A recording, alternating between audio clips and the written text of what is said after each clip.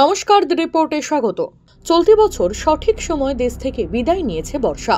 November পড়তে না পড়তেই বাতাসে অনুভূত হচ্ছে শীতল আমেজ। আবহাওয়া পরিবর্তনের পাশাপাশি এ সময় মাথা চারা দিয়ে ওঠে ডেঙ্গু, ম্যালেরিয়া এহনো মশাবাহিত রোগে আক্রান্তের সংখ্যা। 2022-2023 সালের দিকে যদি নজর দিই, বর্ষা বিদায়ের ঠিক পরেই রাজ্যে কার্যত মহামারীর আকার ধারণ করেছিল ডেঙ্গু।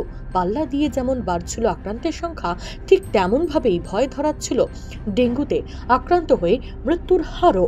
রীতি মেনে এবছর বর্ষা শুরু হওয়ার পর থেকেই বাড়তে শুরু করেছে ডেঙ্গুতে আক্রান্তের সংখ্যা।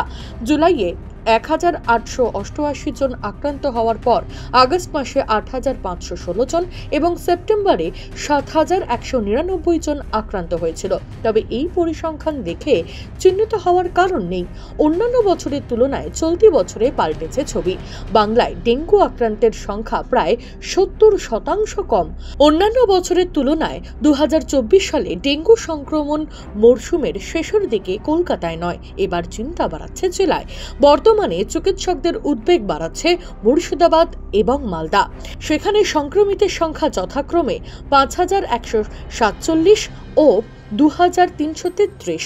স্বাস্থ্য দফতর সূত্রে খবর, উত্তর 24 পরগনা জেলায় 2278 জন, হুগলিতে 1531 জন, পশ্চিম মেদিনীপুর এবং বাঁকুড়া জেলাতে 1268 জন ডেঙ্গুতে আক্রান্ত হয়েছে। কলকাতায় ডেঙ্গুতে সংক্রমিতের সংখ্যা 973 এবং পূর্ব বর্ধমান এবং হাওড়াতে আক্রান্তের সংখ্যা যথাক্রমে 966, 820। ডেঙ্গু রোধের জন্য বিভিন্ন ব্যবস্থা নেওয়ার পাশাপাশি ঠান্ডা পড়তেই এডিস ইজিপ্টি মশা বংশবৃদ্ধি বন্ধ করে দেয়। তাই চিকিৎসকেরা জানান, জাগিয়ে শীত পড়লে ধীরে ধীরে কমবে সংক্রমণ, নিয়ন্ত্রণে আনা যাবে জেলায় ডেঙ্গুতে সংক্রমিতের সংখ্যাও। Piyali Dutta, the report, Kolkata.